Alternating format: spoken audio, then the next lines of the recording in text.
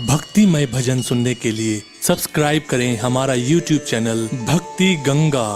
नई वीडियोस देखने के लिए बेल आइकन पर क्लिक करें। श्री माता सिद्धिदात्री। आइए भक्तगणों, माता सिद्धिदात्री की कथा शुरू करें। माँ दुर्गा जी की नवी शक्ति का नाम सिद्धिदात्री है। ये सभी प्रकार की सिद्धियों को देने वाली हैं। मार्कंडेय पुराण के अनुसार अणिमा, महिमा, गरिमा, लघिमा, प्राप्ति, अकाम में प्रकाम में ईशत्व और वशित्व, ये 8 सिद्धियां होती हैं। ब्रह्म वैवर्त पुराण के श्री कृष्ण जन्म खंड में यह संख्या 18 बताई गई है।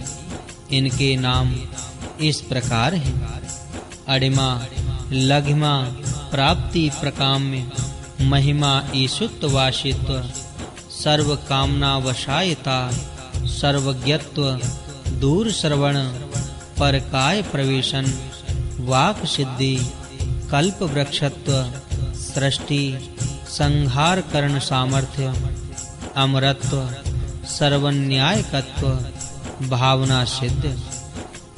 माँ सिद्धिदात्री भक्तों और साधकों को ये सभी सिद्धियां प्रदान करने में समर्थ हैं। देवी पुराण के अनुसार भगवान शिव ने इनकी कृपा से ही इन सिद्धियों को प्राप्त किया था। इनकी अनुकंपा से भगवान शिव का आधा शरीर देवी का हुआ था। इसी कारण से वह लोक में अर्धनारीश्वर नाम से प्रसिद्ध हुए। माँ सिद्धिदात्री 4 भुजाओं वाली हैं। इनका वाहन सिंह है। ये कमल पुष्प पर भी आसीन होती हैं। इनकी दाहिनी तरफ के नीचे वाले हाथ में चक्र, ऊपर वाले हाथ में गदा तथा बाईं तरफ के नीचे वाले हाथ में शंख और ऊपर वाले हाथ में कमल पुष्प है। नवरात्र पूजन के 9वें दिन इनकी उपासना की जाती है। इस दिन शास्त्रीय विधि विधान और पूर्ण निष्ठा के साथ साधना करने वाले साधक को सभी सिद्धियों की प्राप्ति हो जाती है। सृष्टि में कुछ भी उसके लिए अगम्य नहीं रह जाता। ब्रह्मांड पर पूर्ण विजय प्राप्त करने की सामर्थ्य उसमें आ जाती है।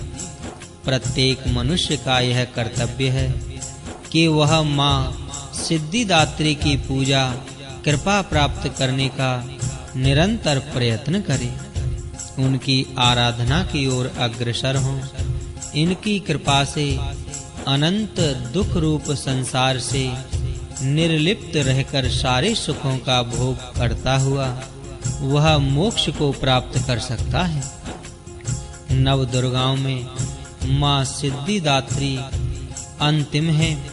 अन्य 8 दुर्गाओं की पूजा उपासना शास्त्रीय विधि विधान के अनुसार करते हुए भक्त दुर्गा पूजा के 9वें दिन इनकी उपासना में प्रवृत्त होते हैं। इन सिद्धिदात्री माँ की उपासना पूर्ण कर लेने के बाद भक्तों और साधकों की लौकिक पारलौकिक सभी प्रकार की मनोकामनाओं की पूर्ति हो जाती है। लेकिन सिद्धिदात्री माँ के कृपा पात्र भक्त के भीतर कोई ऐसी कामना शेष नहीं बचती जिसे वह पूर्ण करना चाहे।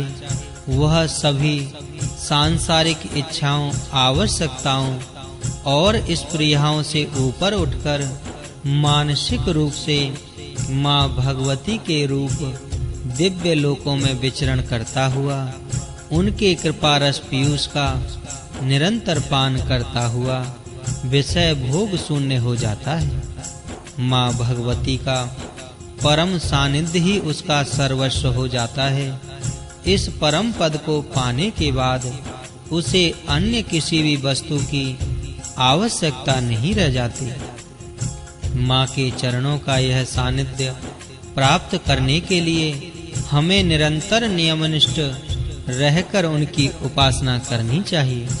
माँ भगवती का स्मरण, ध्यान, पूजन हमें इस संसार की असारता का बोध कराते हुए वास्तविक परम शांतिदायक अमृत पद की ओर ले जाने वाला है। माँ सिद्धिदात्री की जय।